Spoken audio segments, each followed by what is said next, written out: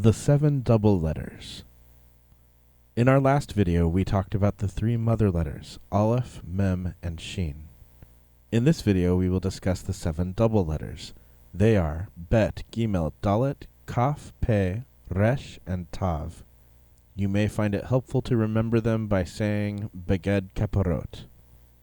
In the dialect of Hebrew, which was spoken after the exile to Babylon in 597 BCE, each of these letters gained a secondary fricative sound, which was softer, in contrast to the hard plosive sound which they formerly represented. Generally speaking, the hard sound continued to be used at the start of words, as well as between word boundaries, while the new soft sound was used for greater efficiency whenever the letter was preceded by a full vowel. The fact that these letters represented 2 sounds each is why they are referred to as double letters. If you are studying modern Hebrew grammar or reading non-Kabbalistic sources regarding Hebrew orthography, you will find that the letter Resh is omitted from this category, and the number of double letters is said to be only 6. One of the foundational texts of Jewish mysticism, the Sefer Yetzirah, however, explicitly sets the number of double letters at 7, saying, Begad Kaporot, 7 and not 6, 7 and not 8. Examine with them and probe from them. Make each thing stand on its own essence, and make the Creator sit on his base. Whenever you see one of the double letters marked with a Dagesh, which is a dot in the middle of the letter, this indicates the hard pronunciation of the letter. In the Masoretic system of notation, almost any letter can receive a Dagesh, which relates to the syllabification of the word, but for our present Kabbalistic purposes, until you begin to read the Hebrew language, you may for now ignore the function of the Dagesh in all other letters besides these 7. Before we explore the details of each double letter, let me draw attention to an additional use of the 3 mother letters, which was not mentioned in the previous video. Perhaps the most compelling quality of Sefer Yetzirah is that it establishes the letters of the alphabet to be concordant with all of time and space. The mother letters are thus used as the axes of 3-dimensional space. In English language geometry, we would refer to these axes as X, Y, and Z. Beged Kaporot. Beged Kaporet. The letter Bet was originally depicted in the form of the floor plan of a primitive home or tent, having an entryway, an outer room, and an inner room. Its name, Beit, means house. When this letter is used as a prefix, it means in. That's easy to remember because a house is the most basic structure of survival and creates a place in which to dwell. With a Dagesh, it sounds like Bet, and without the Dagesh, it sounds like Vet. The earliest Israelites were primarily nomadic shepherds and farmers. To them, a house signified family and protection, but was also associated with the nighttime, being a reminder of the passing of time since most of their daily life was spent outdoors, and the dwelling was chiefly utilized for rest and sleep. Sefer Yetzirah associates the letter Bet with the extremity of up, and lists its foundation as life and its transpose, death. The letter Gimel was originally depicted in the form of the foot of a camel, a symbol of travel. Its name, Gimel, means camel. With a Dagesh, it sounds like Gimel. In modern Hebrew, there is no distinction, but anciently, without the Dagesh, it sounded like Gimel. Sefer Yetzirah associates it with the extremity of down, the foundation of peace, and its transpose, war. The letter Dalet was originally depicted in the form of a hanging divider, door, or curtain. Its name, Dalet, means door. With a Dagesh, it sounds like Dalet, and without a Dagesh, it sounds like Thalet. Sefer Yetzirah associates it with the extremity of east, the foundation of wisdom, and its transpose, folly. The letter Kaf was originally depicted in the form of a cupped palm of the hand. Its name, Kaf, means palm or grip. When used as a prefix, this letter means like or as, and when used as a suffix on a noun, it becomes a second-person possessive form. With a Dagesh, it sounds like Kaf, and without a Dagesh, it sounds like Chaf. Sefer Yetzirah associates it with the extremity of west, the foundation of wealth, and its transpose, poverty. In the modern Hebrew alphabet, the letter Kaf has a regular form and a final form, with a vertical descender that drops below the rest of the text.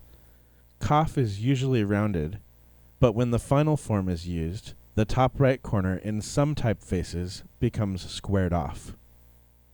The letter Pe was originally depicted in the form of a mouth. With a Dagesh, it sounds like Pe, and without a Dagesh, it sounds like Fe. In the modern Hebrew alphabet, the letter Pe has a regular form and a final form, with a vertical descender that drops below the rest of the text. But unlike Kaf, the top right corner of the final form retains its usual shape. Sefer Yetzirah associates it with the extremity of north, the foundation of grace, and its transpose, ugliness, or, in some manuscripts, the foundation of seed, and its transpose, desolation. The letter Resh was originally depicted in the form of a human head. Its name means head, top, or beginning. With a Dagesh, it sounds like Resh. In modern Hebrew, there is no distinction, but anciently, without the Dagesh, it would have made a softer sound. For our purposes, I recommend a rhotic or American-style R, like Resh. Sefer Yetzirah associates it with the extremity of south, the foundation of seed, and its transpose, desolation, or in some manuscripts, the foundation of grace, and its transpose, ugliness. The letter Tav was originally depicted in the form of a set of crossed lines, like an X. The letter Tav is thought to represent a tally mark or sign. With a Dagesh, it sounds like Tav, and without a Dagesh, it sounds like Thav.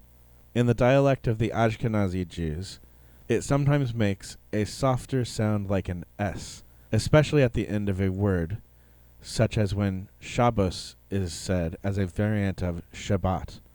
Sefer Yetzirah associates it with the holy palace at the center of the extremities, the foundation of dominance, and its transpose, subjugation. Later Kabbalists began to use a diagram known as the Tree of Life, which eventually became more popular than the cube of space described with these letters in Sefer Yetzirah.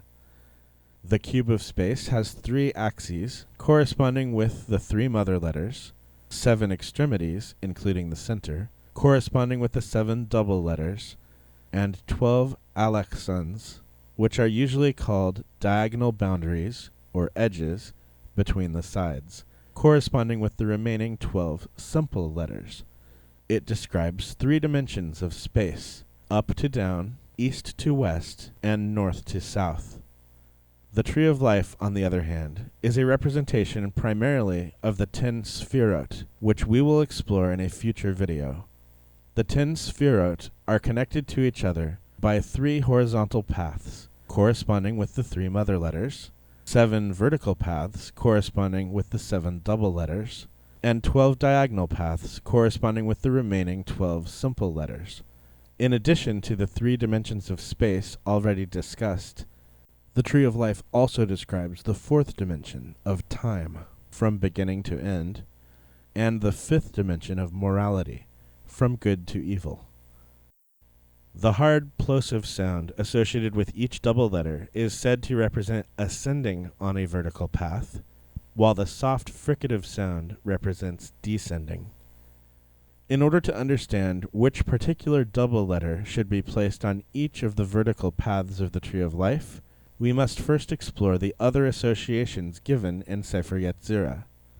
In addition to the foundations and transposes already listed, Sefer Yetzirah also associates each of the double letters with one of the classical 7 planets, with one of the 7 days of the week, and with one of the 7 portals found on the human head. In Hebrew, the sun is called Chama, which means hot one. The moon is called Lavana, which means the white one. Mars is called Miadim, which means turning red or blushing. This is related to the name Adam, meaning man, and Adama, which refers to the red ground or soil. Mercury is called Kokab Hama, which means the sun star. Jupiter is called Tzedek, which means righteous. Proverbs 10:25 teaches that the righteous tzaddik is the foundation of the world. Venus is called Kochavet, which means the she-planet, or Noga, which means the bright one, or Melechet HaShamayim, the queen of heaven, or Ben Shechar, son of the morning. Finally, Saturn is called Shabtai, meaning my rest. With regard to the planets, however, the various redactions of the text are in some disagreement regarding their sequence.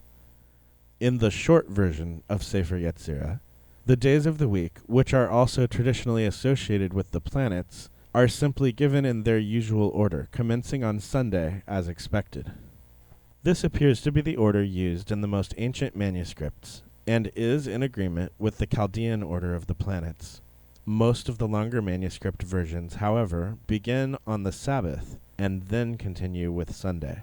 Furthermore, not all of the passages in all of the manuscripts are explicit about which letter corresponds with which planet or day of the week, and the reader must make the inference that the order listed is the same as the order in which the letters are given.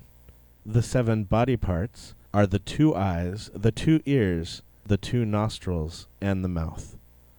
The oldest manuscripts, those of the short version of Sefer Yetzirah, begin with the right eye, then the left eye, followed by the ears, the nostrils, and the mouth.